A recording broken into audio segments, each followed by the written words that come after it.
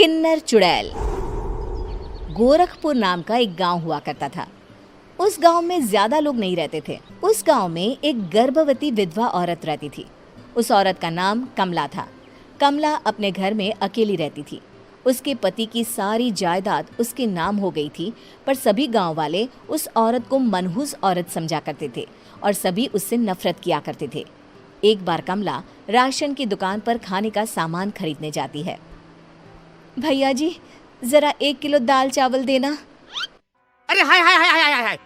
अरे मनहूस औरत, मेरी दुकान में अपशुगन करवाने आ गई क्या? हैं? चल जा यहाँ से। मैं कुछ नहीं देने वाला हूँ तुझे। भाग भाग यहाँ से, चल जा, निकल। भैया जी, ऐसा मत कहिए। मैं गर्भवती हूँ, मुझे खाने की बहुत जरूरत है। मुझे खाना दे दीजिए। दुकानदार कमला को वहां से धक्के मारकर भगा देता है। तभी कमला रोते रोते उस गांव के किन्नरों के इलाके में आ जाती है। गांव वाले किन्नरों को उसी इलाके में रखा करते थे, क्योंकि वो लोग किन्नरों को पसंद नहीं करते थे और उनके इलाके में रहने से मना करते थे। तो किन्नरों ने उसी गांव में अपना एक इलाका बना लिया था। जब किन्नर लोग देखते हैं कि एक गर्भवती महिला रोते रोते उनके इलाके में आ गई है, तो सारे किन्नर कमला के पास जाकर उसका हाल पूछने लगते हैं। क्या हुआ बहन, तुम्हारी गर्भवती अवस्था में इतनी बुरी हालत कैसे है? तुम रो क्यों रही हो? तुम डरो मत, हम तुम्हें कोई नुकसान नहीं पहुंचाएंगे। तुम शांत होकर सब बताओ कि हुआ क्या है। मैं कमला हूँ। मैं गांव के दूसरे इलाके से आई हूँ। 2 महीने पहले ही मेरे पति की मौत हुई है। मुझे गांव के लोग मनहूस मानते हैं, क्योंकि मैं विधवा हूँ और गर्भवती भी। वहाँ के लोग मुझे खाने के लिए कुछ बेचने के लिए भी तैयार नहीं, जिससे मेरा गुजारा नहीं हो रहा था। कोई बात नहीं कमला, हम तुम्हारा ख्याल रखेंगे।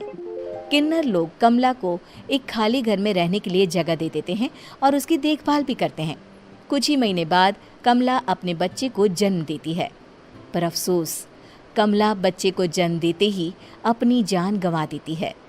जब सब किन्नर बच्चे को देखते हैं तो बहुत खुश हो जाते हैं, क्योंकि वो बच्चा भी किन्नर ही था। कमला ने एक किन्नर बच्चे को जन्म दिया था। अब इस बच्चे की देखभाल कौन करेगा? हम तो इस बच्चे को गांव के दूसरे इलाके में भी नहीं भेज सकते। और तो क्या हुआ, इस बच्चे की माँ नहीं रही तो हम इसे पालेंगे। अब ये हमारे इलाके में रहेगा, हमारे साथ रहेगा। फिर वो किन्नर उस किन्नर बच्चे को गोद ले लेते हैं, उसका नामकरण कराते हैं। उस किन्नर बच्चे का नाम शक्ति रखा जाता है। देखते ही देखते शक्ति बड़ी होने लगती है। उसके रंग रूप बहुत सुंदर थे। वो बहुत सुंदर किन्नर दिखती है। एक दिन शक्ति एक किन्नर से पूछती है, माँ जी सुनिए ना, ये गांव के दूसरे इलाके में भी तो लोग रहते हैं, तो हम वहाँ क्यों नहीं जाते? हम उनसे अलग क्यों रहते हैं? शक्ति, क्योंकि वो लोग हमारे जैसे नहीं, वो लोग हमें पसंद नहीं करते, इसीलिए हम उनसे अलग रहते हैं। क्यों? वो हमें क्यों पसंद नहीं करते? मुझे एक बार उस इलाके में जाना है। मैं एक बार वहाँ जाकर घूम कर आऊँ। शक्ति, खबरदार, जो तू उस इलाके में कभी भी गई तो अपनी जान नहीं गंवाना चाहती तो उस इलाके में कभी कदम भी नहीं रखेगी, समझी? इतना कहकर वो किन्नर वहाँ से चली जाती है। शक्ति उस किन्नर की बात सुनकर बहुत रोती है।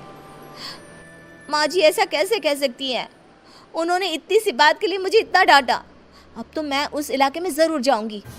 फिर एक दिन शक्ति गांव के दूसरे इलाके में चुपके से जाती है। ये लोग तो हमारे जैसे ही इंसान हैं, तो ये हमसे नफरत क्यों करते हैं?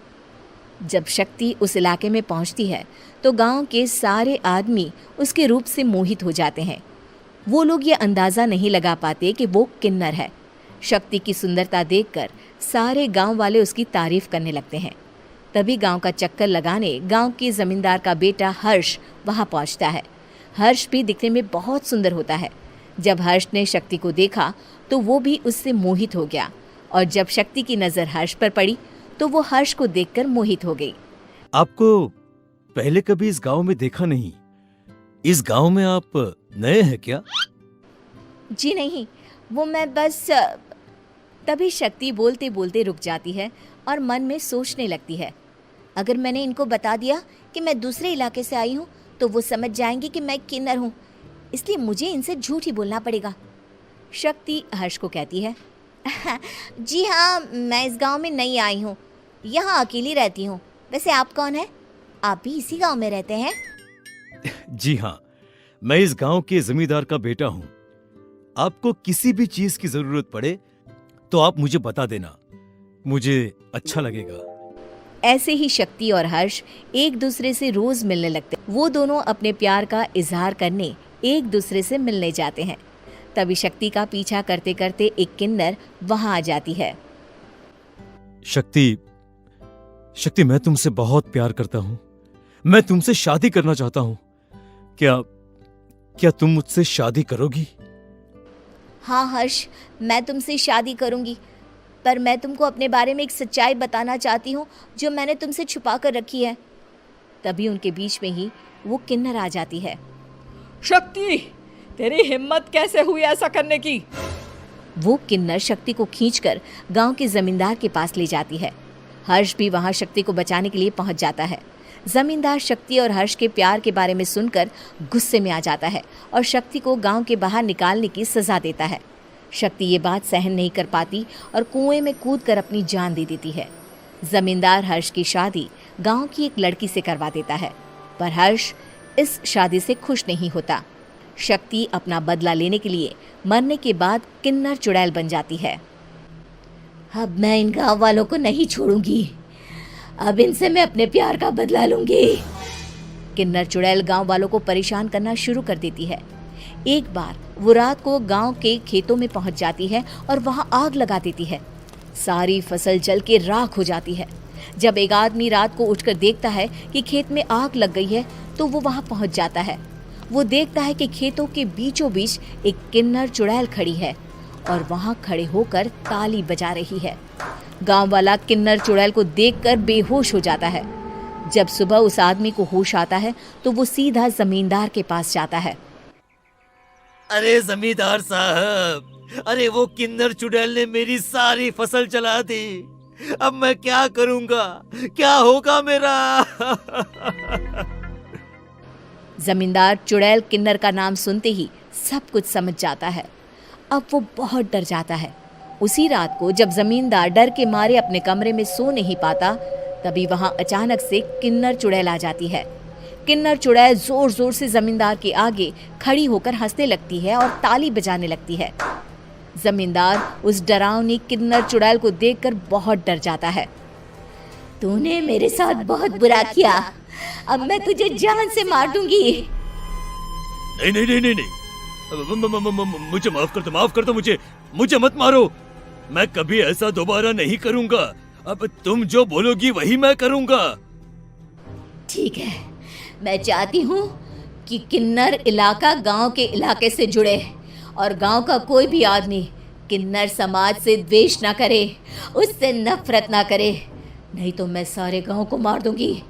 और तुम गांव में एक नया कानून बनाओ कि अगर किसी ने भी किन्नर समाज को हानि पहुंचाने की कोशिश भी करी या इनसे भेदभाव करने की भी कोशिश करी तो उनको कड़ी से कड़ी सजा मिलेगी। हाँ हाँ हाँ हाँ, मैं ऐसा ही करूंगा। तुम जो बोलोगी वो मैं करूंगा, पर मुझे जाने दो प्लीज। तब वो किन्नर चुड़ैल वहां से चली जाती है।